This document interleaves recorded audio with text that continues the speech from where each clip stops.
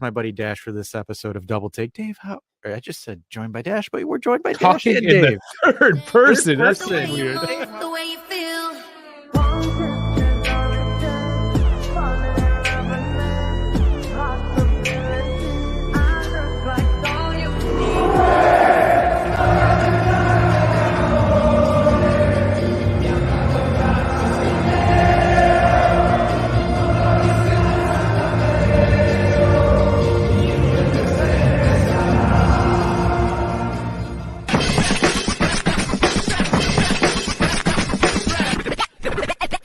Welcome, happy Monday. All the Monday night matches have finished, so that you know what that means. It is the Matchweek Mixdown, and I have my good friend that is back from Italy, even though he's been back for roughly about a week or so, but he's co-piloting this fun discussion. Dave, buddy, how are you? Pretty good. Yeah, this is the first Matchweek Mixdown we're going to do live here. You tried it doing pre-record. It was all right. But we're trying. Yes, I had nothing to do with it. So here we are, and we already got yelled at because all I had was Mkhitaryan on yesterday, and I guess it's not cool just to have a single Inter player up on one of our thumbnails. So we lost 500 subscribers. It was absolutely catastrophic. At least it got you guys riled up and excited for something. Yeah, I know. At least we know that you guys are paying attention. I think that was the main thing there. But so kind of giving you guys a little bit of a lowdown on how this format's going to go. We're going to spend about 10 to 15 minutes per league. You guys, I know, obviously, as much as we all want to say it, we watch other games too instead of just Juve games. So we're going to do this, and we also have some other folks that Juve is their second team, and they have a primary team, and we want to do them the courtesy of also shouting out their squads as well. So the idea is I'm going to go through some trendy matches, some stuff to talk about as well, if there's any news revolving said match, and then we'll kind of go from there. If you guys have any questions that you want to throw down or anything you want me to go a little bit more in depth, we can. But it's pretty much it, right? So we'll kick things off. So let's start with the Premier League. So this Premier League week was actually one of the few normal weeks per se. By normal, I mean we don't have any crazy upsets or obnoxious upsets. I mean, if you want to consider Manchester United losing, unfortunately, that's not an upset because they've already lost 3 times in a row. So trending down. Very, very trending. So the one match that we will kick off is Manchester United with Brighton. So that one ended up being 3-1 for Brighton, in favor of Brighton. And Man United was never really in that match at all. So I'll share my screen, give you guys some stats here while we're doing it, just so I can have some visual aids. So Man United and Brighton 3-1. Welbeck. You guys remember Danny Welbeck from Arsenal back then, like 10 years ago? He still plays, and he plays for Brighton. So you've got Welbeck, Gross, and Pedro that have gotten the goals. Bones, how are you, buddy? And we have, this one's going to be fun. Medjugorje. I pronounced it correctly. Yeah, at least you think you did. At least I think I did. And I'll just have like a Man U fan come in there and be like, what the hell is this? So here's a player that has not been doing quite well over at Man United is Højlund. Struggled again this match as well. But interesting when we're looking at the stats here is the Terry ball with a 1.7 and they scored 3, which is actually pretty damn good. 14 shots to their 10. I'm kind of curious, is this just an issue with Man United right now, or is just Ten Hag absolutely the most overrated coach ever? So they lose 3-1 to Arsenal. They lose 3-1 to Brighton. That's 6 goals in the last 2 games, which I think is absolutely insane, right? So they're going on a plane. They're going to Bayern Munich, which, again, I will be dropping the Champions League prediction video. I have it. We have some fun people that collaborated in that one, so that will be coming out this week. But Man United not doing quite well to the start of the season. So this result dropped them 13th on the table currently. And one of the things that I kind of wanted to highlight this was because I remember last season, everyone was bitching at me and Dave that we need Ten Hag as a coach. Do you remember that, buddy? I forgot about that, thankfully, but thanks for bringing that up. Yeah, so it was interesting because, when the whole Allegri thing was going and everyone was pissed at Allegri, they're like, oh, we need to get Ten Hag. Well, unfortunately, Ten Hag is just not producing it on a larger scale. And it goes to show, really. I mean, it's Man United, to me, in my opinion, just you can blame the owners, you can blame whatever. It's just part of me is the coach. Like, I just see moments where Ten Hag just doesn't play proper defense. It's just absolutely outstanding, and the fact that we wanted him was just ridiculous. Outside of that, there's really, I think the other match that kind of opens up that I wanted to talk about is Chelsea versus AFC Bournemouth. So, if you guys have read the reports, Pochettino turned down Dusan, said Dusan's not good enough for Chelsea, and Chelsea have been struggling quite badly, actually. So, again, this is another draw that Chelsea's had to go through so far. Chelsea's 14th. They're right under Man United with 5 points in the table after 5 matches played.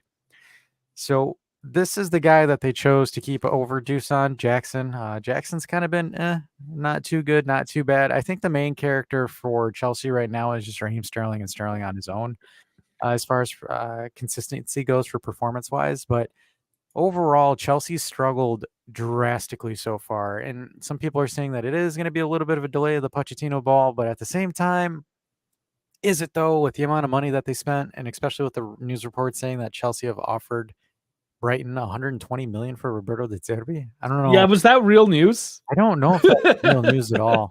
Because I have to question that, because that seems outrageous. Yeah, there's no way, right? But if you're looking at the stats, it's just kind of ironic, right? Expected goals 1.85, 14 shots, still nothing to show for it. That's a really bad case of finishing, and Chelsea have had a terrible case of finishing, because if you look at their previous results, the 0-0 against Bournemouth, losing to Nottingham Forest. They did get a win against Wimbledon, but that's a cup match. I believe that was the EFL. Doesn't count. And their last dominant, I think that's their only win of the season, was against Luton Town, the 3-0 match. I think it was their second match week, and then they got thromped by West Ham United. So they got hammered by the Hammers. But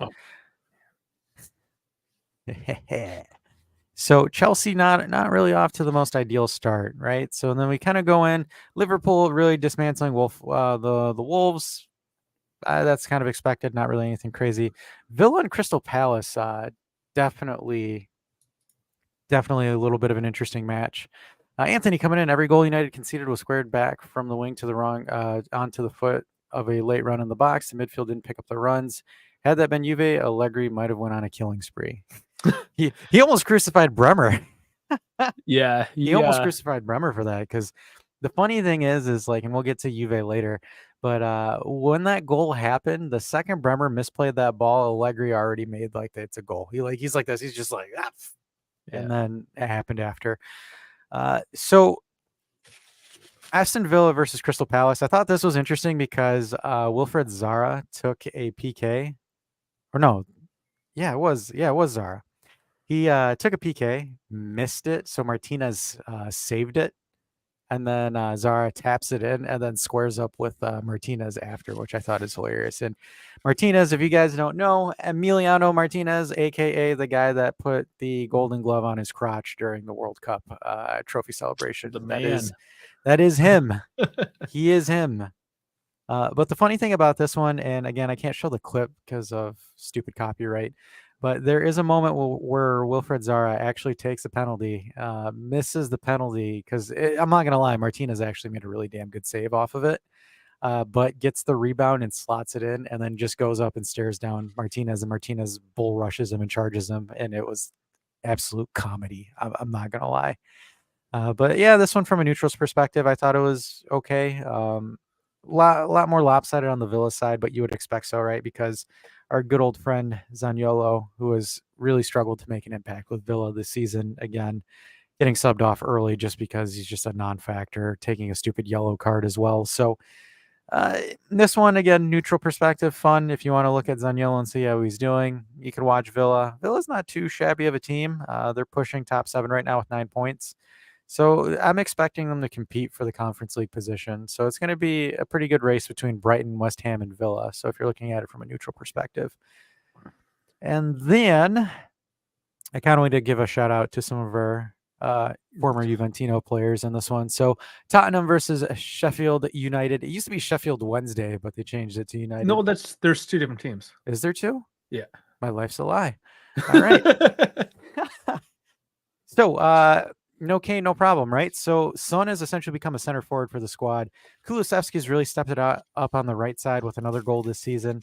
Bentancur, if you saw Bentancur with his absolutely terrible beard, Bentancur featured for the squad. I don't think he played this match, but Kulusevski's definitely been a little bit better this season. A couple of assists, a couple of goals. So, not crazy good, but pretty decently. But Tottenham right now, actually second in the table, actually really pushing could potentially push Man City. So Yeah. I could be the Harry Kane curse, man. Harry Kane's gone and Tottenham finally wins the title. It's as close as it is with Inter Juve right now, if you want to make a Juve reference. Yeah, touche. And then Arsenal kind of getting the job done against Everton here. Everton's a scrappy team. They've unfortunately lost by 1 goal in their past couple of matches, and they are in the relegation zone. So a little bit interesting to see if Everton actually goes down this season. But Arsenal overall dominated the game, controlled shots, controlled possession. Everton wasn't really there. Arsenal just got 1 goal and just went into autopilot per se. But if we're going to go over and look at the table before we wrap up the Premier League. So you've got Man City up front right now with 15. They are 14 goals scored, 3 conceded. Tottenham with 13 and 5, and they are at 13 points. Liverpool with 12 and 4. So Liverpool actually kind of brought themselves back up from that really sluggish start this season. Arsenal is 9 and 4 with 13. So you have a 3-way tie for the top 4. So Nice and that's tight. it's going to be interesting, right? The only question is who's going to fall off, right? When you look at European competitions, and Arsenal. you put Tottenham and Arsenal as the fall off crew. Yeah, of course. I mean, maybe not so much Arsenal. Arsenal's on the up and up, but Tottenham for sure. So I'm curious because it's the first time I'm actually doing this with somebody else. So who do you have as your who do you have as the person that you're going to challenge Man City for the title with? It's always Liverpool, but Arsenal. I mean, Arsenal was looking pretty good last year if they build on what they had last year. Because I think Liverpool's probably going the opposite direction, and Arsenal's kind of taking the position right now. So early on, and from a guy that doesn't necessarily dive into the EPL so much. So I mean, take it for what it's worth. But I'm going Arsenal right now, number 2. So in regards to Bentancur, so Bentancur turned into Redondo when he joined Spurs. He's a monster in the EPL. I think he enjoys the space and physicality. He's really had a renaissance there. I think because the thing is like it's interesting because he's had on and off matches, just kind of like Kulu as well. So yeah, I think the Premier League suits Bentancur more so than Serie A. That's a fair assessment. So we are done with the Premier League. Chat, if you guys have any questions or thoughts, I'm gonna switch this over to La Liga. So I'm gonna put something up. It's a little slow because it took me a while. But this is from Monica on X. 4 passes, goal, Allegrisimo. Yeah, I think she's got an I in there. And then 30 passes, goal, Zerbismo. So she's obviously loving it both, but again, this just harkens back to the Ten Hag comment that you had, how people were trying to convince us that Ten Hag was the guy. But De Zerbi, you, Dash, were even very high on De Zerbi.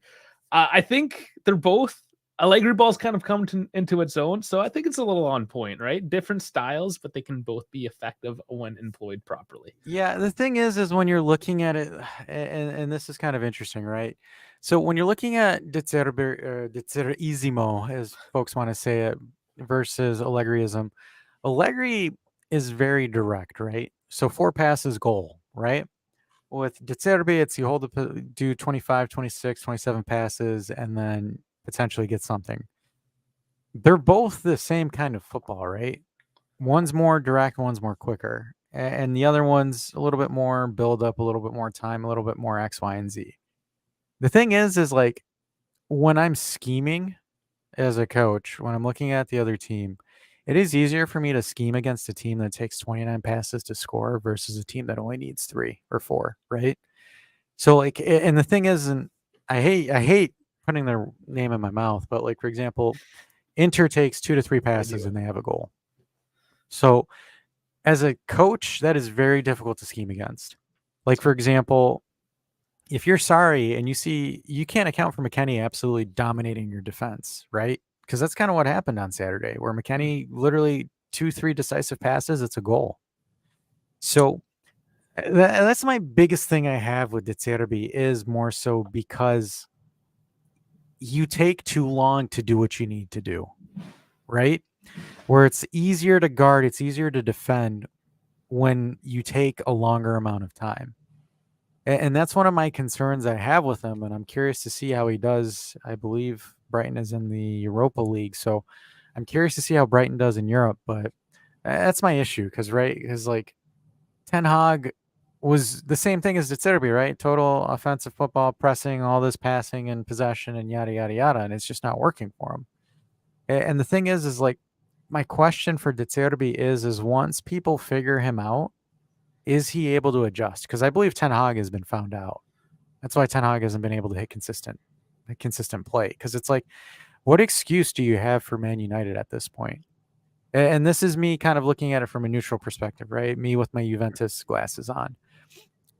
We've seen the difference with Allegri now, right? I mean, Udinese is not an anomaly at this point. We've got Udinese, we have Empoli, and we have Lazio as 3 reference points. The only crap game that we had was Bologna, and you can argue that with a few calls and a few things the opposite direction. But with Ten Hag, they've already lost a decent amount of matches opening the Prem, and yet I don't, like for example, maybe I'm not into the Man United fan base, but like with Bologna, everyone was already ready to fire Allegri in a sense. So it's interesting, right? Definitely interesting. I think you're always going to have that fan base. I didn't mean to derail you with the Oh, De you're Zerbi fine. thing here, but You're I totally clearly fine. did. Let's get into La Liga, though. Let's roll on with it. So I hate saying this because I sound like an asshole when I say this, but La Liga probably might be outside of one spoiler. Uh, I would say it's going to be a two-man or a two-team race between Barcelona and Real Madrid. Oh, really? You think?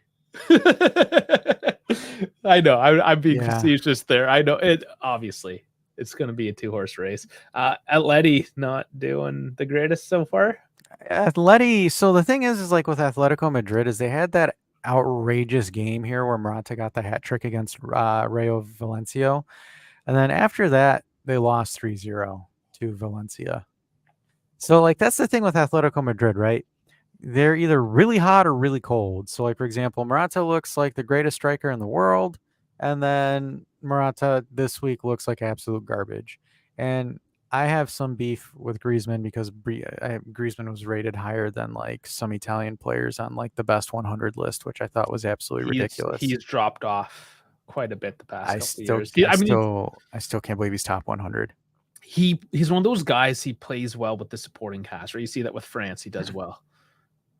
But and then Girona, I think this one's an interesting surprise, right? That usually happens in La Liga. You have one team that comes in out of nowhere. So I think last season it was Getafe and Real Sociedad, where they came in and just surprised everybody, and then they kind of tapered off at 4th or 5th at the end of the season. So Girona's on that pace right now.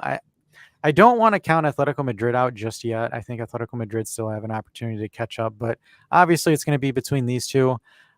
I think so. The thing is about Barcelona, guys, is like they won 5-0 this weekend against Real Betis, which is, if any of you guys don't understand the memes, it's Messi's favorite team to score against in La Liga. Like Messi probably has the highest goal ratio against Real Betis versus any other Real or La Liga squad. So this one's interesting, right? So if you guys haven't been keeping up with Barcelona have a squad, I'm not going to lie. So their front three of João Felix, Lewandowski, and Fernan Torres, all getting goals and assists respectively. And then their midfield of Gavi, Romeo, and De Jong. So Barcelona have a solid team. They do. The thing is what I've always, and I will continue to argue, what Barcelona's issue is their coach. I don't think Xavi Hernandez is the guy that can get the best out of this squad. Because, like, yes, they won the league last season, but part of me wants to say that Real Madrid purposely dropped the league so they can try to focus in on the Champions League, and it kind of backfired on them, right? Because City bent them backwards.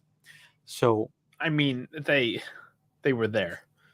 They were, because it was a two-man race towards the end, towards really the far end per se. And I think Real Madrid was just kind of like, let's see if we can try to win the Champions League here because of that result that they got in the Bernabeu against Man City. So, they threw it. And I believe they lost by like 3 or 4 points in the final count for the title. So, yeah. Like I think obviously you want to say Real Madrid's favorites, even though you might argue and say that Barcelona wins it.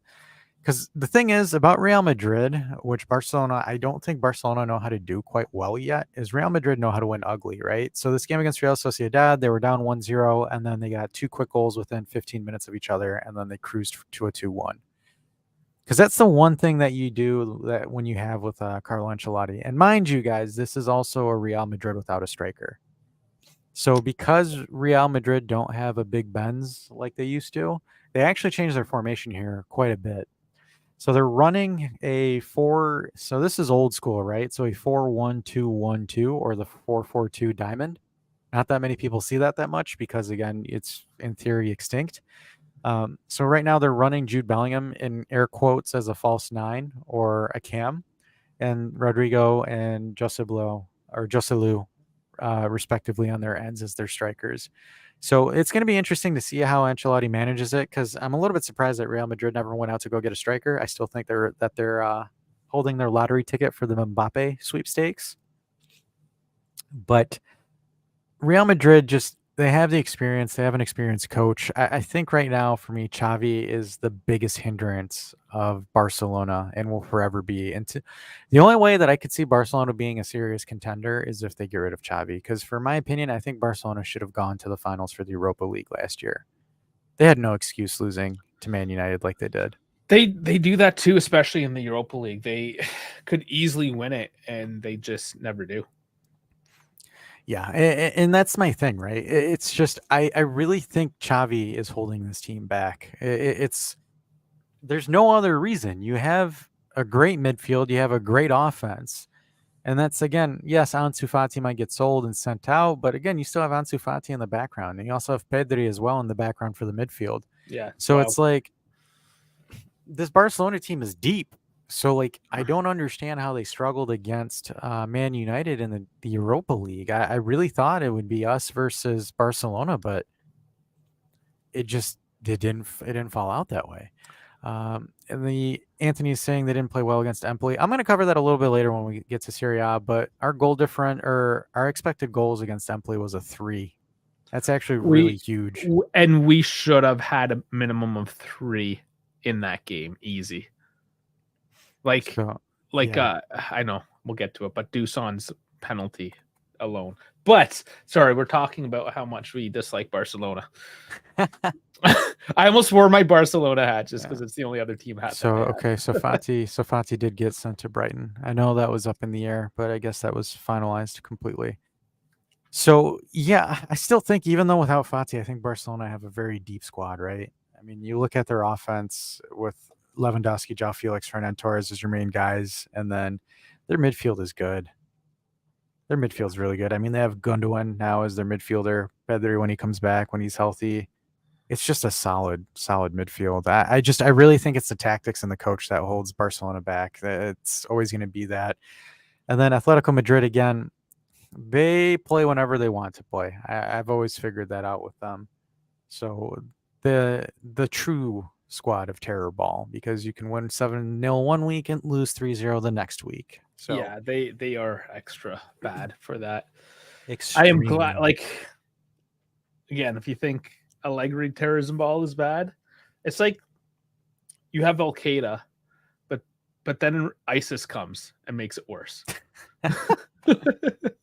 We take one, give you a worse one. So Jeff coming in saying Barcelona's philosophy is to play beautifully well and creative attacking football. Barcelona defensively has been historically crap. I disagree in prime Barcelona, because you had Puyol and you have PK. Those two were hella good as center backs back then. But currently right now, I can agree with that. My issue is, again, Xavi doesn't get that team ready to compensate for its poor defense. Because I will say this, and I will say this forever. They should have not let Inter come into the new camp and dominate them the way that Inter did last season in the Champions League. That was embarrassing for Barcelona. That was ridiculous. Especially that Inter squad where they didn't find their stride at that point of the season. So that's one of my things. I really think if Barcelona were to drop Javi as their coach and get a little bit more refined, more out there, like more notoriety as a coach, like they would do well. And you can knock me all you want, but I think Allegri could get more out of this team than Xavi could for Barcelona. But that's just me saying it. And Sarah Johnson, is this a new name? I think so. I think it is. Welcome in. Thanks for joining. Their midfield is good as hell. They have really good potential overall. Yes. And let us know. Are you one of those lurkers that just now because we're talking about different teams, or are you a different team fan? Are you here just to see how much we stumble back into Juve talk? Let us know. Jeff saying Xavi's a lot like Conte wins the league, but it's horrible in the cup. Yeah. I love how everyone now gets in the chat when we're talking about Real Madrid and Barcelona. They want to throw the shit out. I know. They're like monkeys right now playing with shit. Barcelona had a great defensive record in La Liga last season. Yeah, so their defensive record in La Liga was good. Their defensive record in Europe was terrible.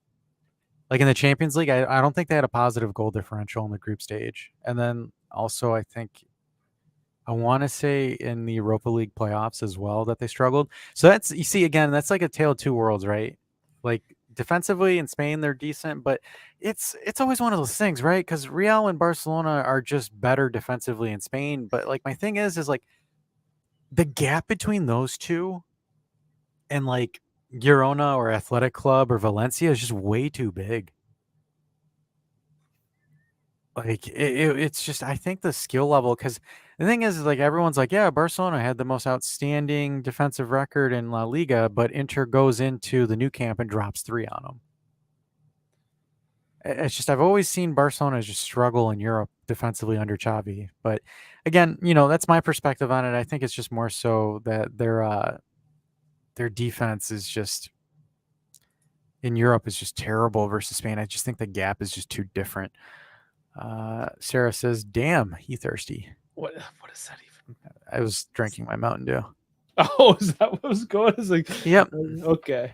Jeff saying, honestly, it was Puyol. PK mostly been shit. Once Puyol retired, PK has been consistently shit. You mean once Puyol's been smacking other chicks outside of Shakira, he's been shit.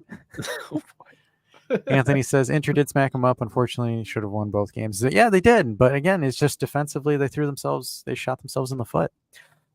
So I think that covers this week's recap in La Liga. Again, business as usual for Real and Barcelona. Atletico Madrid just can't seem to find their footing. So moving on to our French friends in Ligue 1. This one's going to be interesting for a lot of people that don't follow the French league or understand what's going on in France. Look where PSG is. That's all anybody really cares about is that PSG is doing bad. Well, so here's the thing, right? So PSG, and to many of you, if you know or don't know, their coach is Luis Enrique. That is who their current coach is right now. And if you look at their team form, 0-0 against Lorient, and then you have a 1-1 tie against Toulouse, and then you have a 3-1 win against Lens where they finally won. They beat Lyon 4-1, but this Lyon squad is in crisis mode right now. And then they lost 2-3 against Nice. So yeah, the crazy thing about it is Lyon might actually get relegated this season. Like that's how poor they have been. Like the ultras in France or in Lyon actually took a megaphone when the squad was talking, or when the squad was going up to the ultras to do their old, hand claps at the end of the game. Someone took a megaphone and said, "You guys don't deserve to wear their shirt." He's like, "Most of you guys are just taking a check and going home. You guys are an absolute joke," and blah blah blah. But a lot of interesting storylines right now, right? So you have Monaco that's up top right now with 11 points. They're 3-2 and with 0 losses. Brest is 3-1-1. Nice is up there with 2-3, 2 wins, 3 draws. Marseille, shout out to the Marseille guys that we worked with. They are in 4th, and this is without Igor Tudor. And then PSG, and the thing that surprises me is look how many goals they've scored this season. They've scored drastically less. Because normally they just absolutely spam goals like crazy. But if we look at this again, like at this point, and I hate saying it, but PSG has officially become the Mbappe show. Yeah. So, oh man, because when you look at it, so you do have Goncalves Ramos he used to be at Benfica. He moved over. He's just been struggling to find his form right now. And then you have Ousmane Dembele right now, 6.7, not doing really too well per se this season, average rating. So right now, and the thing is, and maybe it might be Luis Enrique that's just struggling to really get PSG to find form in this regards when it comes to PSG season, but I haven't seen PSG start this slow in a very, very long time. Like maybe their first or second season they got the bread. But so Lucas is in here. How's it going, Lucas? Saying Fabio Grosso taking over Leon. When I saw Grosso, sorry, the first thing I just saw it was Julia. I just thought, what's going on with Julia? And no, you're messing with me. I know. It's like you saw Grosso and it's like Julia's the new coach of Monaco. And then that's interesting. So I was about to pull that up too. But yeah, PSG is just really struggling because the thing is like you'll have alternate appearances of Dembele and Marco Asensio, but it looks like Asensio didn't play in this recent one. JC's trashing your pronunciation of my man everything. put names. I'm gonna put JC in a blender real quick. But overall, it's just PSG's really struggled to really find any kind of offensive form. And it's kind of like, again, look at his sides. So 69% possession, 608 passes, but he's only got 0.95, right? So he's only got a 0.95 in expected goals. Offensively, just PSG is just not there. And I think this is something that Luis Enrique has. It's always, when he was with Spain, it's the same issue. Because Nice had a 1.3 expected goals where it's 31%. Or as a lot of people would like to say, Allegri ball or terrorist ball. But how is that even possible, right? How is Nice able to go into Paris, boost a 1.3 expected goals with 14 shots in Paris, where PSG had a 0.95? Like, I think, who said it? Jeff said it. He's like, Luis Enrique might get canned before the season ends because that's ridiculous. Oh, probably at this rate. So this is my first time doing the Matchweek Mixdown. So I'm seeing a trend here. You start with the EPL and you kind of like cover it. Then you went to Spain and you just talked about two teams. Now we're in France and we're trashing on one team and one player. What happens when we get to Italy? That's where we start pulling out the bottles and just start going crazy. We just start fighting each other. Just start scrapping. Is that when I have to do the beer taste test? You could pull out the beer if you wanted to. So go ahead. Let's ask the chat. Yeah. When do I do the Juventus beer taste test? Yeah, Dave's got a special Juventus brand beer. So if you guys want him to whip it out now. I'm pretty sure it's not special. It's just regular beer, just the Juventus can. I'm pretty sure it's just regular. Yes, it's probably some American light beer with the Juve wrapper around it. That's hilarious. That's hilarious. So Monaco continuing their really good start to the season. So with Golovin, remember this guy, Alexander Golovin? So Juve wanted him back in like 2016, 2017, 2018, around that time frame, and he ended up not coming. So unfortunately for that, but he's at Monaco now. Yetter's still there. Minamino is there. I believe he's getting loaned from Liverpool. So Liverpool loanee right there. Our good friend Big Z is he's actually doing quite well at Monaco. I think Monaco kind of suits his playing style more, playing in Ligue 1. So I think, good for him. I'm happy for him that he's figuring it out, Give us that bread. So this is interesting, right? Because they're running a 3-4-3. So it's kind of, as Lucas kind of alluded to in the comments, when Monaco drops, Big Z drops in and fills in that fourth center back role. Well, Locatelli, because we have to talk about Juve all the time. Locatelli does that a lot as well, though. Yep. So it's yeah. And don't mean to be a joker here, but their coach's name absolutely gets me every single time.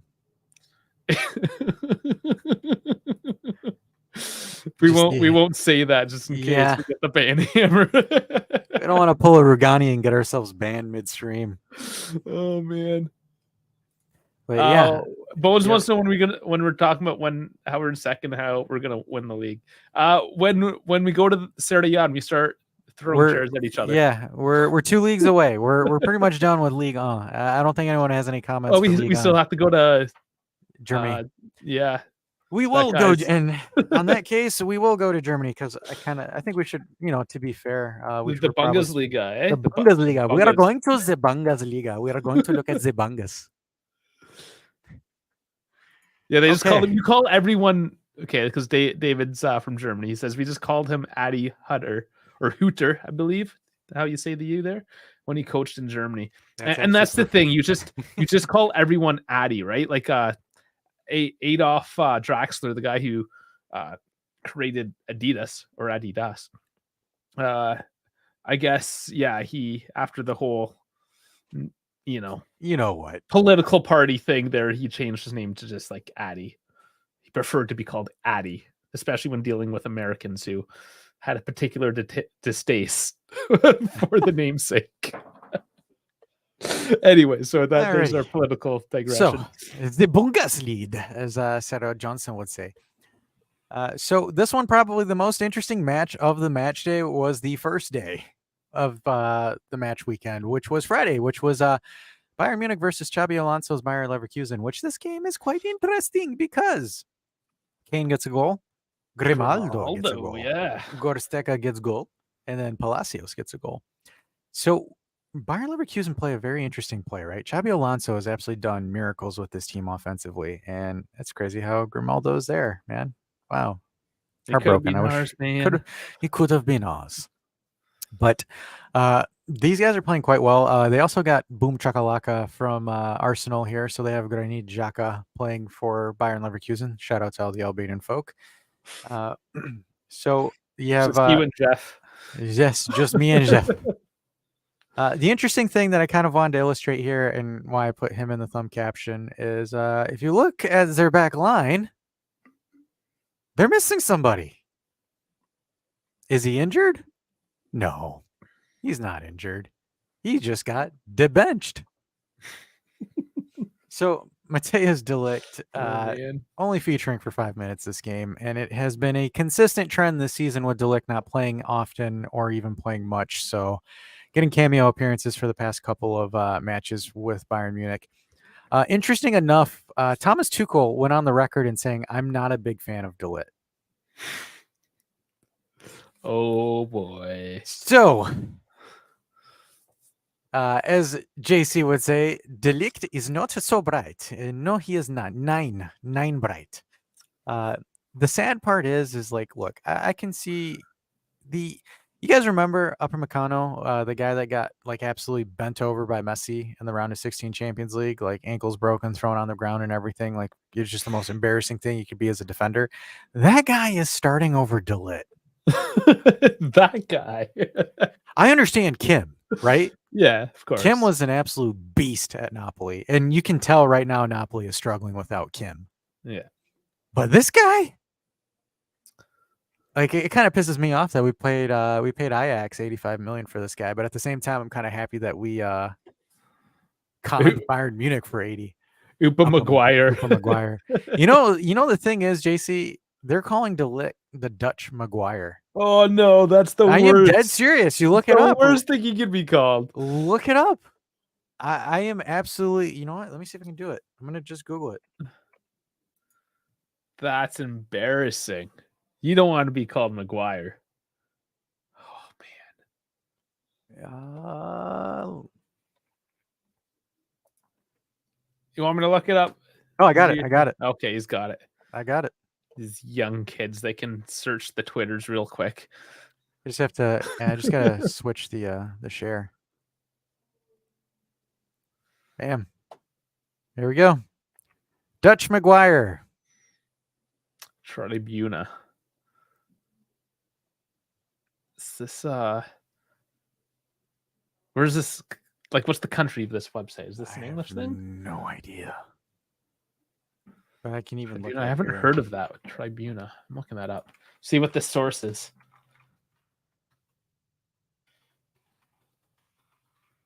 This is last year. Well, let's see if it's got to be on Twitter somewhere, but there is like even here, dubbed the Dutch Phil Jones. Yikes. I think they're English. because when you go to their website, it's the Premier League stuff. So whatever. In any case, I've never heard of these guys, but it's still hilarious that that they made that reference to de Ligt. Yeah, de Ligt has absolutely just been cooked, and even Tuchel was cooking him as well.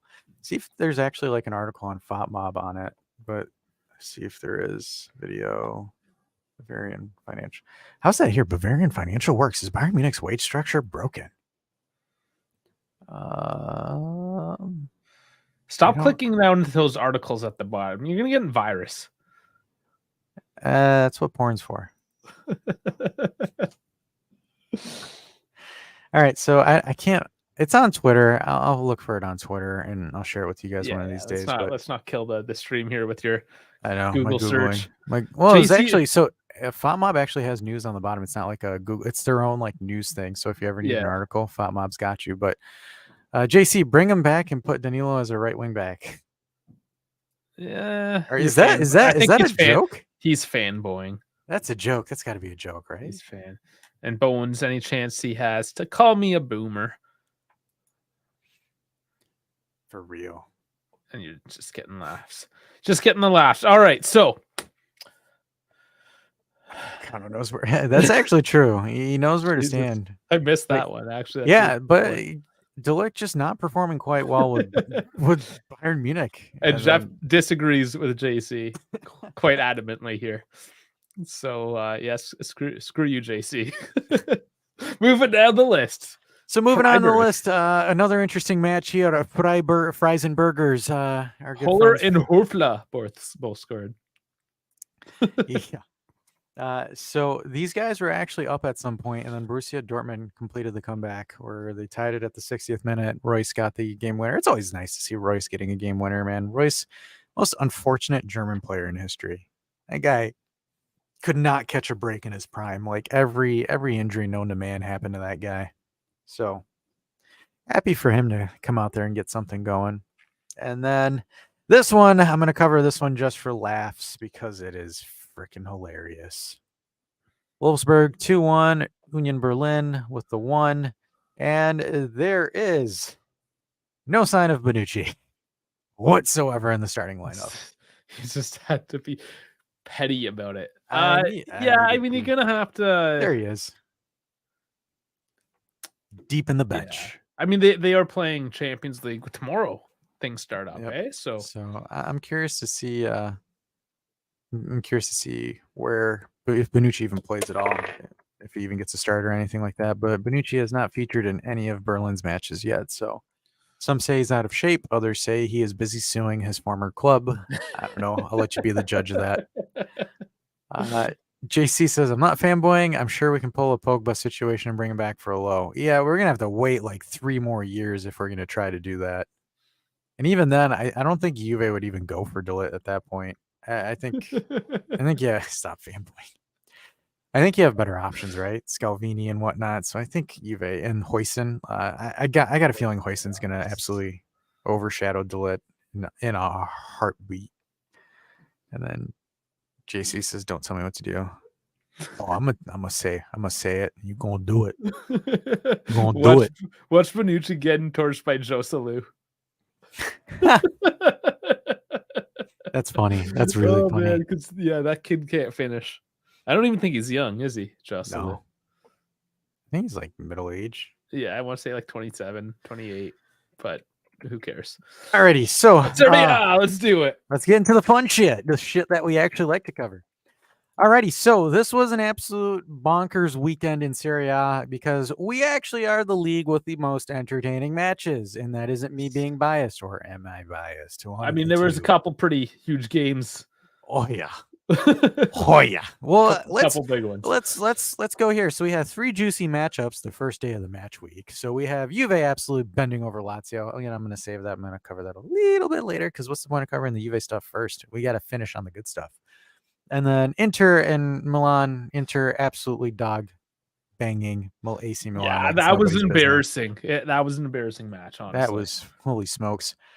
Genoa absolutely fumbling the bag against Napoli. How Napoli came back in, I don't know, to be honest with you. But Napoli not what they were last year. Not early on. Cagliari and Udinese 0-0. Yeah. Frosinone or Juventus B 4-2 against the Swallow. Oh That was yeah, a fun because we game. got everyone loaned out to them. And then again, this one I'm going to be petty with this one. So Monza, everyone, we need Palladino. We need Monza's coach. Monza's coach is amazing. Monza's coach is this. Monza's coach is that. It's Not the just doing. so much spite.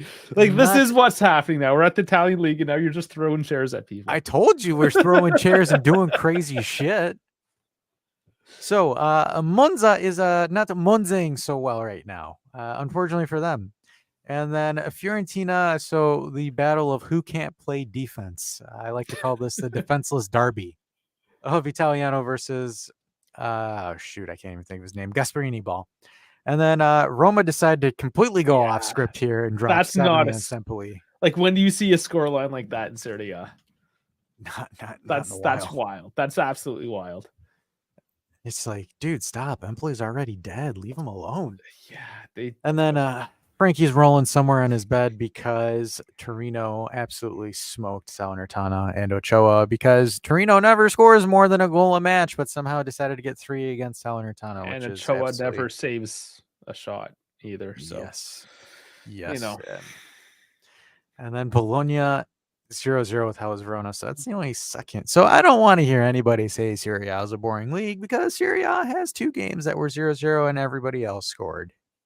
And I mean, like, 4-2 match, 3-2, 2-2, like Napoli Genoa, that comeback, a bit of I guess, to tie it. And even the Juve Lazio game, like, they were all 3-1. Yeah. And that, yeah, and Juve should have had 4 or 5, in my opinion. So, kicking things off with Sassuolo and Frosinone, or Juventus B, as I like to say. You can never say Frosinone correctly. You say it differently each time as well, and that's the funny thing. I'll just call him Juventus Current Gen. That's my new nickname for him. Okay. So Pinamonti actually pulls them up 2-0. I remember watching this game, so this game was fun. So Pinamonti actually goes up here, gets 2 goals, puts them up 2-0, and then Chedira with the penalty to get to get them going. I'm not going to say their name because I'm self-conscious now. And then Mattazelli with 2 goals in the 70th and 76th minute, and then Lirola. I hate all of you guys. I'm just going to start calling it what JC says, Frosty Nun. Frosty Nun. Yeah, Frosty Nuns. So, which is really interesting here is their double pivots are the main guys that are really doing a lot of the creativity. Hats off to Sule. Sule had a really good game against Sassuolo as well. Sassuolo just really struggling this season a lot, and unfortunately, we didn't get to see Lucas's favorite player, Caio Jorge, feature in at all this match. He's still on the bench. I think it's just more so for fitness and getting the tactics down, but it's kind of weird because Sule, no hesitation whatsoever. He's already in the starting lineup and locked down that right winger spot. So I'm wondering, what does Caio Jorge need to do to get rid of Chedira from the starting spot? Because you could probably even take that secondary striker role too, that Baez guy. His name is Jaime Baez. At least you know a bit of Spanish. I'll give you that. So Alessio Dionisi is just not doing well. Scuzio Di Francesco just absolutely killing it right now with them. They are 6th on the table, 7 points. They are tied with Napoli. And Lecce, they're the surprise for us. They're the definition of an elephant in a tree, right? How the fuck did it get up there? I don't know. It's just up there. Oscar says, "Sup, girl? Sup, Oscar?" So Empoli, obviously, I think we can all agree Empoli's going down this season. Frankie might hate to admit it, but Ochoa is going to Serie B this season with Salernitana. So that one, not bueno. But let's go to the other match here to cover. And the one that I want to cover is this one. Boom. 7-0. Lubala is what I've been seeing on the internet. Lubala comparison. Oh, man. Do we have to hear that this season, Lubala? Yes, we have to hear it this season now, because apparently Roma have now become Scudetto challengers, according to Twitter. I mean, before this game, we were saying that they're absolute trash and they're doing nothing. And now all of a sudden they beat Empoli and they're like, no, these guys have it. These guys are world beaters. Let's give it a couple more weeks and actually see where the dust settles, because this is clearly an anomaly in the data set. It is, because the thing is this same Roma team essentially got smacked by Milan at home. So right now, I don't have any stock in Roma. I just think, look, the thing is like everyone's saying Lou Bala is going to be the greatest partnership of all time. Like, let's be honest here. Dybala's probably going to tweak his calf filming a TikTok video after this game. It's like, holy smokes, man. And Ellie hits it on the head here. It's just Empoli's so much weaker than Roma is actually a decent squad. And I know you can say that we beat Empoli 2-0 and we struggled. But again, 2.4, we had a 3.1 goal expected goals. So, like, we did not finish in that match at all. We didn't. And in this game, you had better finishing. I believe you had a penalty as well. Yeah, Dybala getting a penalty. But I don't know, man. For me, I still think, though, you guys are going to see why I think Romelu Lukaku is one of the best guys in hold-up play, because that's the one thing that Roma did differently is Roma's hold-up play is absolutely ridiculously good. And David says, watch Lukaku tear up the league with 6 goals and 4 assists. That's just bait. That's just being petty. You want to know something funny, Dave? I think everyone just timed it, because the second we started talking about Serie A, our numbers went up. Yeah, they're like, bam. Everyone's like, all right, cool. They're talking about the good stuff. Yeah, but we're just killing time with all that other trash. I'm curious to see how this midfield ends up going, right? With Cristante Paredes and Renato Sanchez and Hussein Aouar. It's essentially not the worst, really. I find it ironic. This midfield is all Juve targets at some point, because Juve wanted Renato Sanchez, they didn't get him. They wanted Hussein Aouar, they never got him. They wanted Paredes, they got him, and he did an absolute dumpster fire. Got a couple of red cards for us, Yeah, absolutely banter. And then, so this was interesting. Their worst player was Spinazzola. So I guess Spinazzola is like, hey, Juve are linked to me. Let me start playing terribly. Sarah Johnson changed their profile picture. Yeah, they did. And claiming Empoli is not weak. Relative to the rest of the league, I'm going to have to say they are. I mean, they're not great. Yeah. So yes, they're still a top tier team. You got to give them credit for that, but they got to prove that they still are and stay in the top tier, and they're not doing that right now. No, they're not. And now moving on to the next match, the defensive-less derby here. So you have Fiorentina versus Atalanta. Essentially, kind of, you look at their formations, it's almost like inverts of each other. So 4-2-3-1, 2-1-4-3. So interesting, right? Because essentially it's the same formation, just the back line is different with your midfielders. So Fiorentina, to me, again, they never cease to amaze me with how terrible they are defensively, right? So Coop Miners opens it up in the 20th minute, Bonaventura equalizes. Then Cuerta goes up 2-1, where you think, okay, Fiorentina is gonna help them out. And David says Empoli losing De Winter hits them hard. We're gonna get to Coney De Winter, don't worry. I'm gonna cover that Genoa Napoli game. And then Lookman equalizes in the 53rd minute. Then Kuname gets the 76th minute goal. I think this game kind of showed me what I kind of already knew, that Atalanta and Fiorentina are competing for 5, 6, and 7 on the table. Like those are your candidates for 5, 6, and 7, right? Just kind of like what we did in our Serie A predictions video. Because Italiano ball still has question marks as far as defense, right? And then Atalanta, the same thing as well, right? With Toloi and Klesenek not really being their strong points. I think the main point of their defense is going to be Scalvini for Atalanta. And then it's just one of those things where it's fun. It's a fun game from a neutral perspective, but when you're looking at it from, a content creator / a little bit more cynicism, it just kind of shows that both these teams just really struggle to defend. When you watch a game like Dash watches it, this is absolute trash and he hates it. That's what he's saying. I wouldn't say it's trash, but and JC, we've been talking about this for months. It's definitely a thing. Frankie is he's going to be heading it up. He's just so I don't overload myself and we have a central point of contact. Frankie is going to be team captain for the Turn Giants Pro Clubs cross-platform. It's happening next week. So yeah, absolutely. Yeah, and speaking of nerds, we got one right here. Join the Discord. That will pull you into the squad. Yes, we have a channel for everything, right? We got NFL, we've got wrestling, we got wrestling. Get F1. Speaking of which, Ferrari finally won a race. We won a race. And Red Bull didn't, so I'm happy. I was surprised. I was like, was Verstappen just chilling that race, or did something just happen? No, the Red Bulls. So Singapore is a very tight, narrow street race. It's a very specific type of track, and the Red Bulls, they just couldn't figure it out. Their car was not set up for that particular. I mean, Verstappen still finished in 5th, and one more lap, and he would have finished in 4th. He was moving once he found the space, but yeah, I mean, screw it, man. Kyle Sainz, who's the number 2 Ferrari driver, whatever. We got it. So boys. what you are saying is Mr. Verstappen is not good at the Tokyo drift. He is very terrible with narrow courses. No, Japan's coming up. You can't use that reference. Oh, wait, I thought Japan was done. No, they haven't gone to Japan yet this season? No, it's right at the end. Oh. Suzuka. That's what it's called. So I bet so is Verstappen going to lose that one too? I would assume because like I don't know. I remember a lot of times when there were races in Japan, like the courses are really narrow. But it's a more traditional racetrack.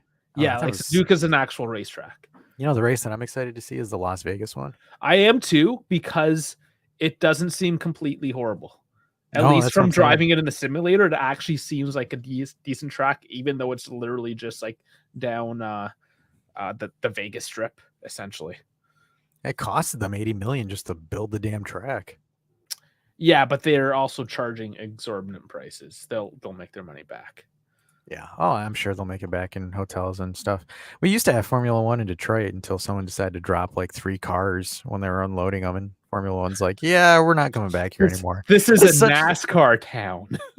No, this is an IndyCar town. What are these gosh darn Formula Ones? What the hell is this? Formula One, more like F1, FU1. But that's actually that's what the streets have said about why Formula One won't ever come back to Detroit, is because the Detroit event staff literally like damaged 3 vehicles because they just didn't know how to unload them from trucks. And Oscar Sainz had a big brain strat from the end of the race. Yeah. Yes. I mean, I know we're diverging, but this is where we have fun with the viewers. Okay, that's what I did last week. I'll explain it a bit for those who aren't F1. This is how tactical it can be. Sainz's tires were absolutely trashed, and the Mercedes did this brilliant come in for some medium tires. Did a 2-stop. They charged back up the field. Nice fresh tires. They put so much pressure on the McLaren in second, Lando Norris. Now, when you're within a second of the car, you can get what's called DRS, drag reduction system. In certain zones, there's 3 of them in a track, typically, where you reduce your drag essentially on a straight and get another like 15 kilometers an hour. So Sainz actually dropped his lead to within 1 second. So Norris could now get the DRS on Sainz, on himself. But that was so Norris had enough speed to defend against the 2 Mercedes behind him. There was so much pressure with the Mercedes trying to make position that George Russell crashed out in the last lap and took himself out of the race. And Sainz maintained first, allowing Norris to take second and pushing the Mercedes further back, which helps them in the constructor standings as well in the overall like point scheme. And it was just like brilliant tactical acumen in the middle of a race for him to just like, no, I got this, bro. Sounds like a Allegri ball. It almost is, in a sense. It is so like intricately tactical when you're driving a car around a track at that speed to be like, and that wasn't even what the race engineer, like he told the race engineers, like, no, I got this. This is what I'm doing. And he was just like, all right, man, you got it. You do you, boo boo. Yeah. So it was brilliant. You want to know who also did brilliant in defending, but kind of fumbled at the end, was Genoa here. So Bani and Retegui both open up the scoring for Genoa here, going up 2-0 within 60 minutes. And then Napoli just somehow come back with a wonder goal by Raspadori and Politano. Both of them really damn good goals, but Napoli's struggling so far this season under Rudy Garcia. As predicted. As predicted, right? I think both of you and I said that they would compete in the top 4, but I don't see I them gave as them a 2. I was really generous. I was trying to go like pro. Yeah, I thought they were gonna actually improve with Rudy, or not so much improve. It's just not get maintain. worse. I didn't think. Yeah, I Yeah, thought I would maintain. say Sorry, I'm maintain. stumbling my Yeah. words. They were gonna maintain the status quo, maybe drop off a little bit, not be quite as powerful as they were last season. And no, they're just not. Just not at all. It seems they're just Napoli. They're just normal old Napoli at this point. Yeah, it kind of is, right? It's like first season Spalletti, pre-Spalletti Napoli here. Sorry, my kids are getting rowdy. I wasn't Yeah, listening. no worries. Yeah, go give him a bit of a backhand. Tell him to stay in line. Yeah, Dave and Dasher on the air. and the thing is, is like, and Frankie is here. Frankie missed me Finally, trolling what's going Ochoa. on? But when you look at it here again, 66 possession, 0.94 in the X goals versus Genoa. Genoa was just a lot more decisive in their attacks.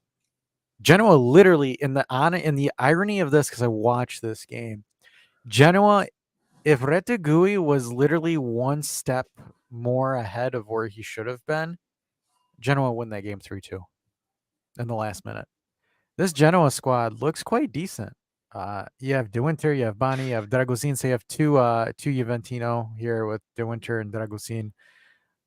It's a nice little squad here, a decent squad. That's, again, I'm not going to say they're top 10, but they're in that 10 to 15 range, right? So I think Genoa's going to look good this season. Obviously, Napoli, and I believe I said this to someone where I said Napoli this season will go as far as Crava and Osimhen will carry them. And this game, Osimhen had an off game here, and Napoli struggled, right? So Crava still hasn't really gotten into his form or into his stride per se. So it's going to be interesting, man, because there's no one really here to carry the load. I mean, yes, you can get goals off the bench like you did with Politano and Raspadori, but how much can you consistently get that, right? So I don't know. I mean, Napoli, I still think are a good team to be in the top 4, but I don't know how they push further than that. I think that's my biggest question. Well, right now, honestly, Inter and Juve. I know I'm going to be biased with the Juve, but Yeah, they're looking the strongest, and the quite juicy. standings are showing it right now. Quite a juicy. So I think we need to get into this one. I think we should. The elephant in the room here. Inter showing Milan that Milano is blue. Mkhitaryan with a brace. Thuram with his second goal of the season. Logu with a penalty in the 79th minute. Davide Fratesi getting his, I believe, his first goal for Inter in the 90+3 or the 93rd minute. To be honest with you, this game was literally it was the definition of a high school team versus a professional team. Defensively, Milan had no answer, right? And the thing is like these two teams are identical, but not at the same time, right? So I said this in a couple of streams. This is while Dave was on vacation. I'm just gonna get rid of this and talk to you guys, the viewer, heart to heart. No, but the thing is this. So Milan is one of those teams where they need to score on you first. They are a very high counterattacking team that needs to get a goal first because then that opens you up to space. However, if they get scored on first, they're fucked. Especially if it's a great counterattacking team like Inter. I hate complimenting them, but we have to compliment them. You do it so much, though. I know. Someone's going to comment on there. Dish, you're not a Juventino anymore. Look, man. I mean, you're the one that changed the thumbnail on me because there was only a single Inter dude. It was only Mkhitaryan. I'm like, we got to add more stuff on here because then everyone's going to be like, what the hell?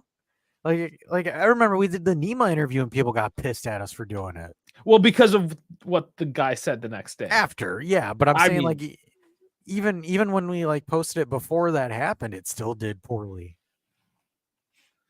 But we tried something new. We did. We got bent over for it. So this is why you never trust an Interisti. Well, yeah. Well, and then the funny thing is like I remember I made the comments on the Champions League final, and then everyone was asking me to revoke my Juve card. I'm like, why? Because I said that they had a chance to win. But it's I hate it, guys. I wish they sucked, so I didn't have anything nice to say about them because I hate it.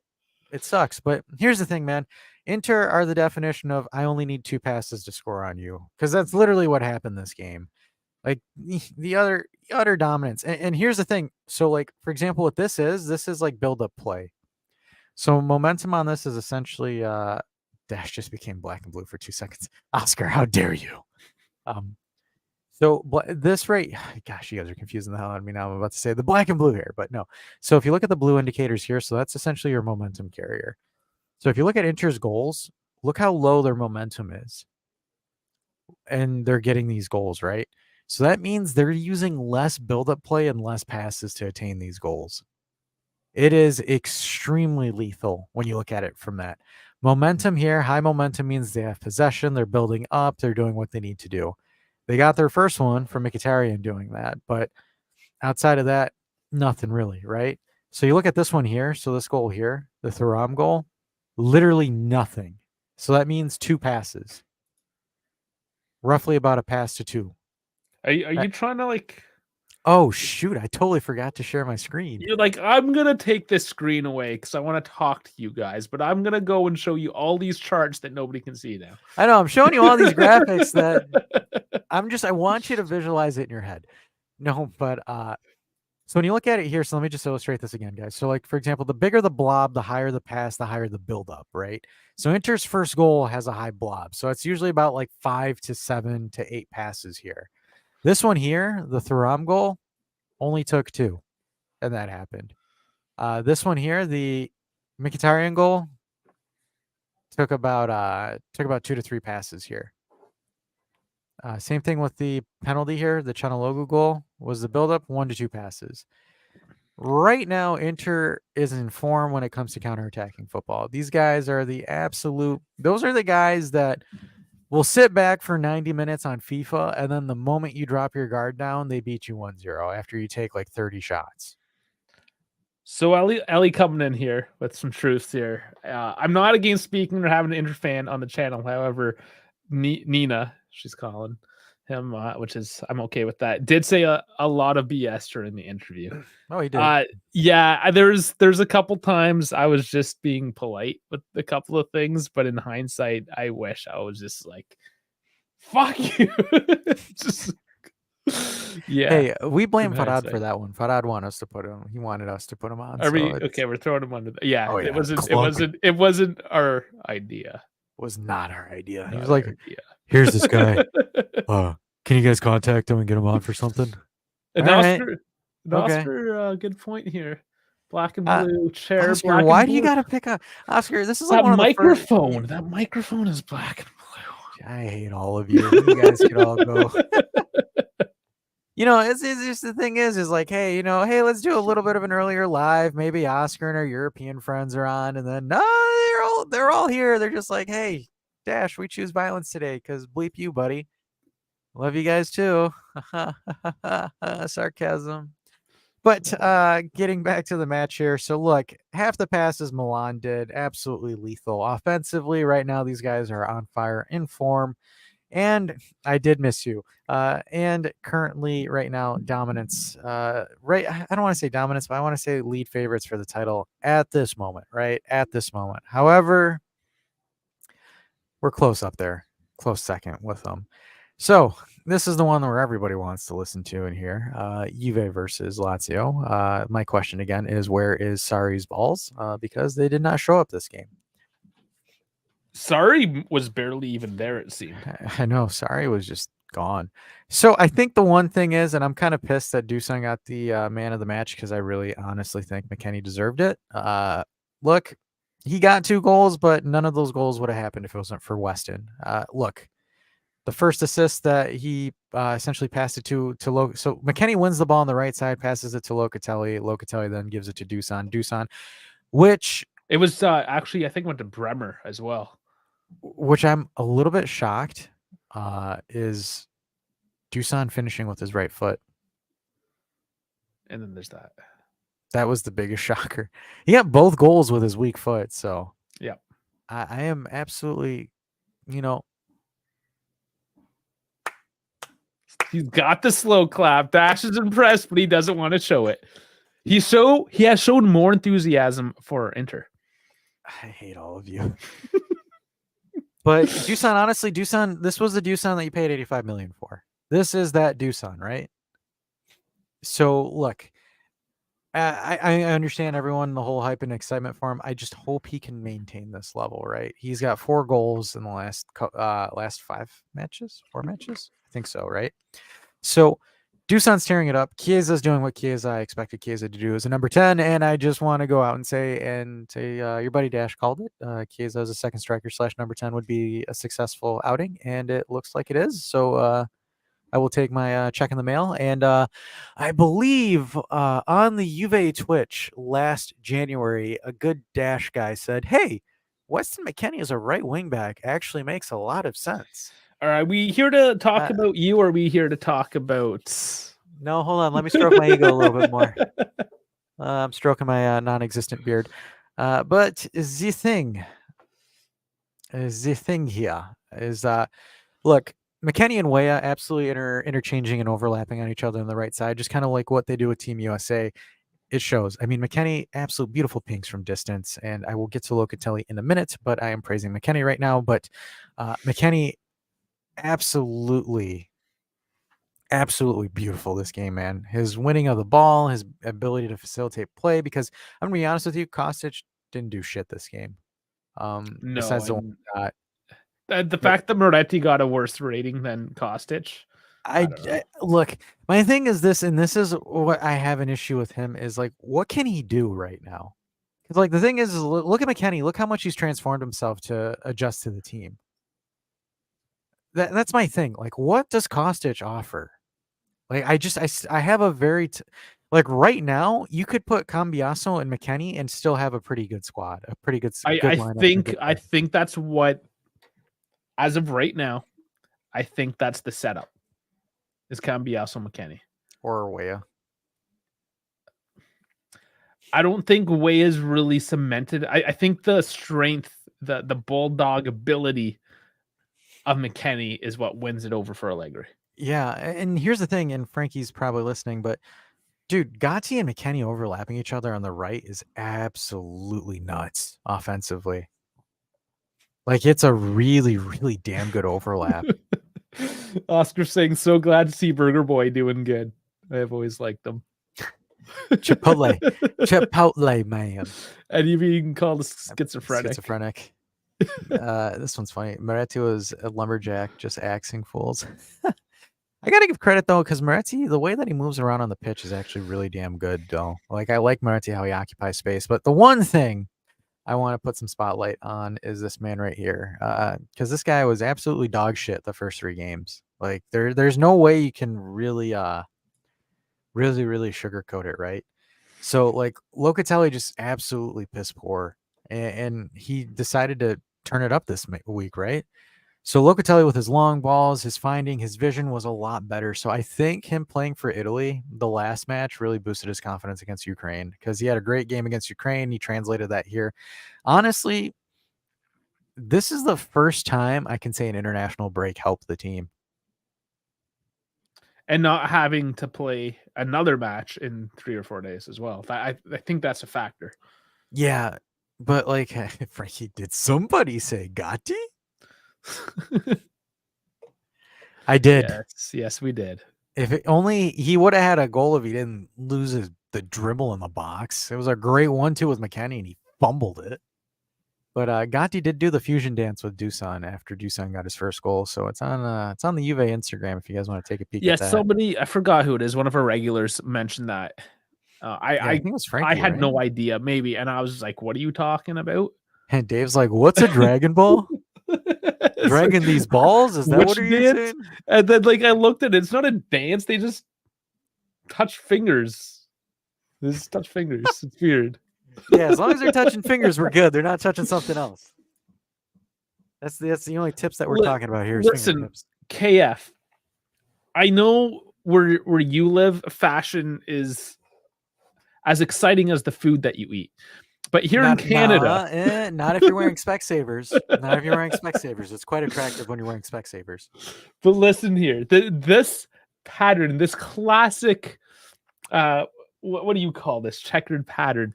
This is a classic Canadian fall design and color. So I am very on point right now. The frosts are among us, KF. So this is these are my digs. Winter is coming. Hey man, it's my favorite time of year, sweater season. Oh crap! I just clicked the comment before you did. Yeah, but JC the fingers saying- didn't touch, so the fusion wouldn't have been botched. Are Yeah. you not supposed to touch fingers? No, you have to touch them cleanly like this, right? You got to go like this. But the problem is they went like that, so it's botched. So all of you Dragon Ball fanboys understand it. Oscar Zane, sleep tight, guys. I will watch the rest tomorrow. Dash, you better make up your mind with being. Oh, God, this is gonna be on Twitter. Everyone's gonna fucking. Yeah, punk it on is, me. and I don't know how much there's going to be at this point. Look, I'm just saying. At least I didn't cheese in an inter scarf during the Champions League. So that's me being Ooh, me shots being petty. fired! Shots fired! All right. KB agrees that KB's a dad. He's like, that celebration sucked. I don't know. Like, I don't know one way or the other. It's just obviously they're big nerds about this stuff. It beats as long as it's not whatever McKenny does with his little Harry Potter wand. Kid on a broom. Yeah, Harry Potter, that kid. Kid on a broom. yeah, the witch dude. Is Jeff saying this form? The form was wrong. The fusion would have been, as Beppy says, a disaster. Okay. Calma, everybody. Okay. Tranquilo. The fusion would have been a disaster. JC. Disaster. David out here dressed like the off-brand brawny paper towels. We all dress that way here. That's an act. That's how everyone dresses. That's just Canadians, man. And when it gets colder, we just go with the full hoodies. We just wear like Under Armour hoodies, but the hunting ones with the antlers. KF Squad says, I low-key dig it. And then he also says, did you see the Chiesa slow motion? Yeah, he goes, I think he does the salute almost, the slap. Him and Doosan both did it. Sarah Johnson says, disaster, just like my marriage. We're getting personal now. Jeez. Yikes, that sucks. Oh, man. Well, I mean, overall, so I'm going to grab Misak because I know he wants to talk about it. We'll probably do a show with Misak and have him hop on for like 10 or 15 minutes. Problem is he's sleeping right now. Yeah. He's like, hey, can we film before you and Dave go to work? I'm like, dude, we're not waking up at 4 a.m. to film something. It just doesn't work that way, man. That's what it would be. Jeez. Yeah.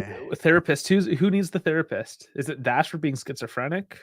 Is it for me for dressing like green flannels? like an extremely typical Canadian? Just do we could do like what is it, like a character, just like Flannel Dave. I was trying to dress neutral because it was a neutral show today. I wasn't gonna wear the Juve stuff, so I went neutral, and I'm getting shat on for it. Just like I got shat on for putting just Mkhitaryan on the thumbnail. You know, the funny thing is like, because you're wearing the flannel and I'm wearing the Patagonia gear, so it's like we're technically both wearing like dad sweaters, so I'm not even mad. He says for Sarah. KB says Dave rocking that plaid shirt. Because he's a classy individual. He understands. KB is like one rage away from being like full blown dad, though. Yeah, pretty well. He is. That's what I love it, because KB comes in and drops like some like cranky dad comments where he's like right now he's like, that celebration was cringe. He's like, grow a pair of balls, kiddos. He's been a dad for what, like 4 months? How long has it been now? Yeah. He used to be calling me a boomer. Now he knows. So I think though, when you look at it from a tactical approach, right? Juve attacked the middle, essentially like what we said in the pregame video. Lazio's weak in the middle, throw in some players in the middle, and all of our goals really came from the middle, right? So middle part of the pitch is where we got everything. So we have to wait till we remonetize again. Yeah, wait until we're actually monetized, and then you can do that. Then I'll take the was it $70 I'd get from that. So it was interesting because McKenny torched Husai so bad that Husai got subbed for Pellegrini, only for Pellegrini to get torched really bad by McKenny again. But he did well, and he actually managed to get a yellow card. I know. But also the great and dangerous Nicolo, after the stream, Dave will step into his Ford F-150 and get a nice brisket. I'm not opposed to either one of those, but I'm more of a Tacoma guy. I don't need to compensate. Yeah, Toyota, make a good truck. I'm all about the Japan. I have Toyota and Hondas. It's all I deal with. KF says he's in Manuelli's Esque colorway. That's funny. Okay, I mean half our team came from Sassuolo. All right, guys. Well, think of it this way, KF. You can't see it, but if you look at like the top left corner of Dave's plaid shirt, you'll see Specsavers on there. It's just kind of like how your booklet. It's embroidered on there. You just can't see it perfectly. Yeah, it's there.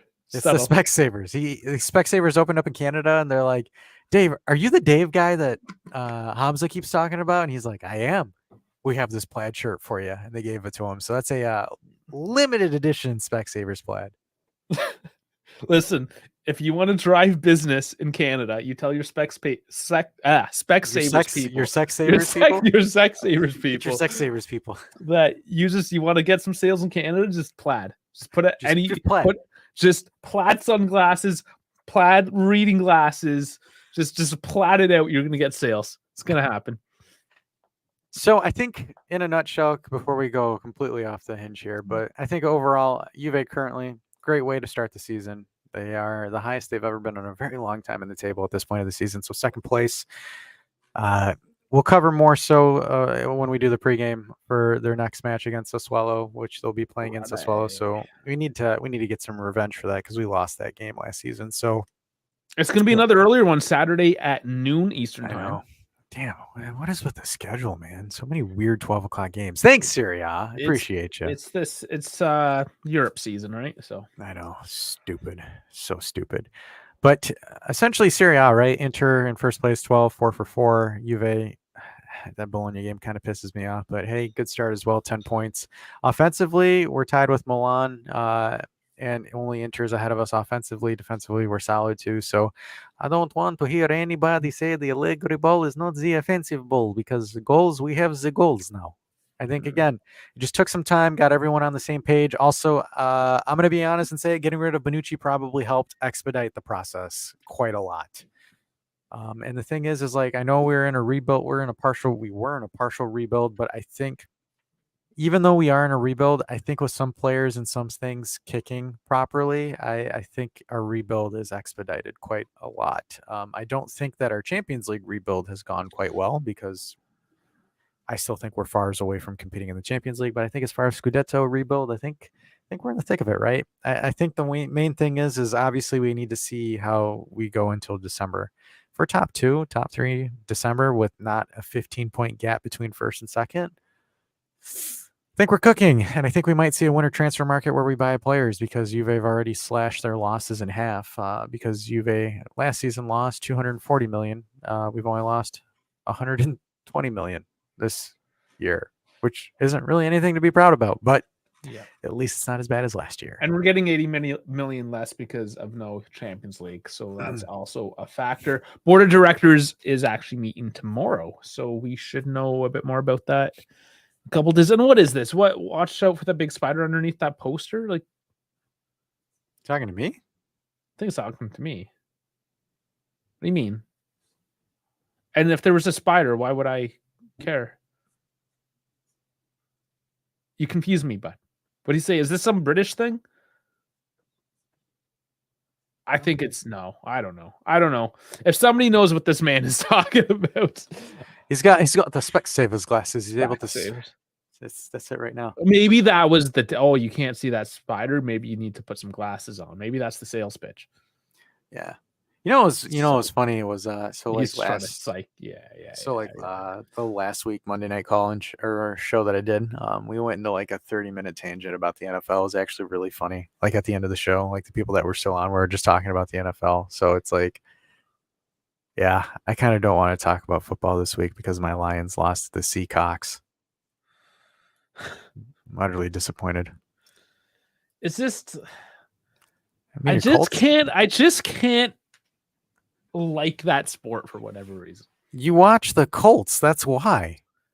I've watched just like random things here and there. It's just it's one of the reasons why I went all in with the Colts? Soccer, calcio, football, whatever, because I'm so tired of watching commercials all the time.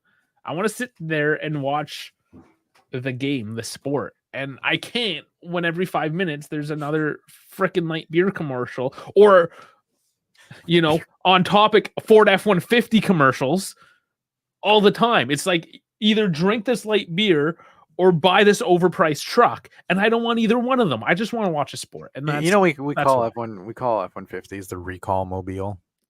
I mean, they're all bad. I mean, they're all ridiculous. I mean, and I just got reminded today as a Ram drove by down the highway about how loud and obnoxious it is because it's still using technology in its engine from the 19. No, it's just there's Hemis. Like, oh, we got Hemis. Our engines are so great. We have Hemis. It's like great. All a Hemi means is that you were too dumb to design a proper engine in the 20,000. Like not even from. Even if you built a new engine from the 1980s, it's still better than that 1950s trash that you're trying to market still. The one that blows your load in one pump. And I don't know. I'm going to get to the engineer. Does anybody know what a Hemi actually means? All it is the piston in the engine, instead of being flat, it's hemispherical.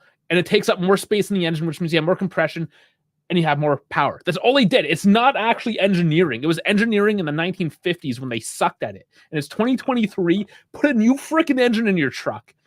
It sounds like trash. It's horrible on gas. And you look like a douchebag. You sound like a douchebag. You look like one too. There you go. There's my rant on Rams. Packers lost by 1. I can't believe the Tampa Bay Bucks are 2-0. That's wild. I needed you guys to lose after that shit show that I went through.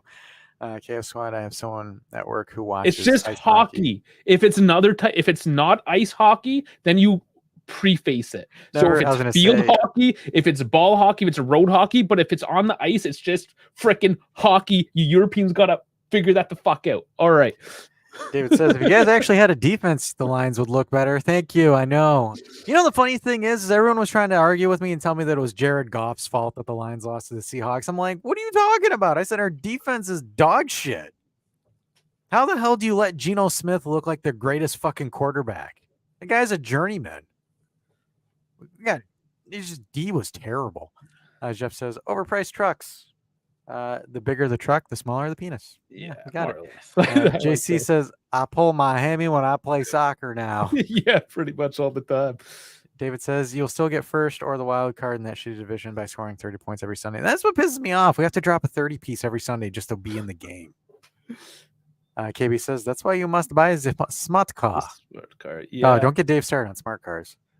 No, I think if you live in the city, they're perfectly fine. I wouldn't drive one of them out in the country when you have a 250 coming up your ass, but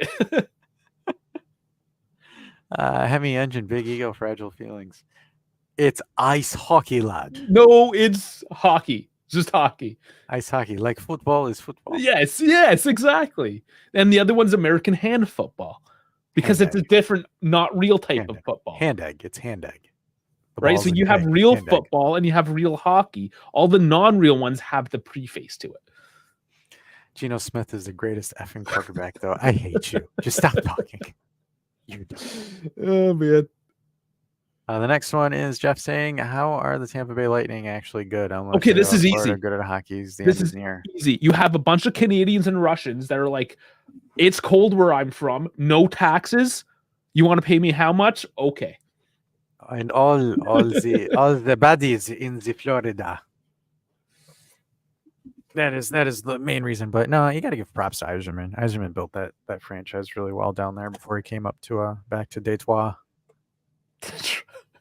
If you say it like you're French, it doesn't make the place any nicer. Damn it! I like how on the podcast though, you guys were talking about what was it about Detroit? You guys were like talking up Detroit about something. What's his face? Was talking about how like Torino and Detroit are similar because they're both like the auto. That's right. Yeah, he was trying to like compare the two cities. Like, no, don't compare Torino. Torino's a beautiful city. Detroit, yeah, Detroit's a really, really like. Oh, I mean, downtown has gotten better, but everything outside is just garbage. It's like, oh my god, it's like you need to know. Not the same place. Keep them away from each other. Like, don't get me wrong. Like, I think Detroit in like the 40s and the 50s was like the most powerful city on the planet. But that was because, again, we're making tanks and shit. Yeah, and Torino was a lot more, and it still is on the outskirts to an extent. It was a very industrialized city, but it's not like Detroit at all. I Yeah, mean, well, the because thing they the pump thing out some is, idiots. yeah, the thing is with Detroit is like when the riots in the '60s happened. It's just like Detroit just ripped like that. That's it. Like Detroit never recovered from the riots of '66 and '67 because like those riots were bad. Like most people understand. Like most people are like old enough to know the Larry King riots that happened in LA in the '90s, but like the Detroit riots of the '60s, like there's an actual movie on it. It's like an educational movie on it. I recommend you watch it if you're a history buff. But that's essentially what literally like destroyed Detroit as like a dominant city. That and then also like the automotive manufacturers saying we are going overseas now. Like Detroit, the thing is Detroit's good. Its rise and its fall was just the auto industry. I think that's why Detroit's trying to switch into tech. Like they're trying to be a Silicon Valley of the Midwest, but at the same time, look at Silicon Valley. It's kind of shitty now. Yeah, yeah, it's kind of it ran its course in the 2000s. So Back when AOL online was still a thing. That's when Silicon Valley was cool. yeah, and the thing is, it's like when you look at these large metropolitan cities, I think it's called Detroit. To be honest with you, KB, like or 1967. It's one of the two. But if you look up the Detroit riots movie, there's like a recent movie. I'll Google it for you. But it's actually a pretty solid thing on the riots. But what was I gonna say? Darn. Good. So this is an all right suggestion. Good segment idea would be react to EAFC UV ratings. We can do that on Friday. That's a video. That's like I think that's a video. Want to do a right? separate video on that? I think that'd be fun to do a video, right? Yeah, we can do that. Yeah. And then so the movie, it's rated R, 2017. It's called Detroit. It's 2 hours and 23 minutes. So yeah, summer of 1967, the rioting civil unrest starts to tear the city of Detroit apart. 2 days later, reports of gunshots prompt the Detroit Police Department and Michigan State Police and the Michigan National Guard. It was bad. So like for example, I travel through the city a lot for work and stuff like that, and I still like there's some areas that like have been abandoned since 1967, like some old school architecture and buildings. That's And you kind of could cool though. yeah, like you can there the thing is like with Detroit, like since we're in the shits and giggles segment, I'll kind of show you guys a map, but there's like certain areas of the city where it's just like not touched by like modern crap whatsoever. So I'll have some fun and share with you guys a wee bit. Bam. Give you guys some educational pieces here. Watch Farhead watch this and be like, why the hell did you spend a segment on Detroit? I don't know. Chicago sucks just as bad. Yeah, I So- haven't heard much great from that city either. So if you go, I want to say, so where's Michigan Avenue? So this area here, so this street here, there are maybe some newer buildings, but like this whole area here is essentially the same as it was in the 60s. This whole strip here. And then like you can see some abandoned buildings and whatnot. This one, it used to be old, or it was, but they actually decided to purchase it and rebuild it, which is this here, Michigan Grand Central Station.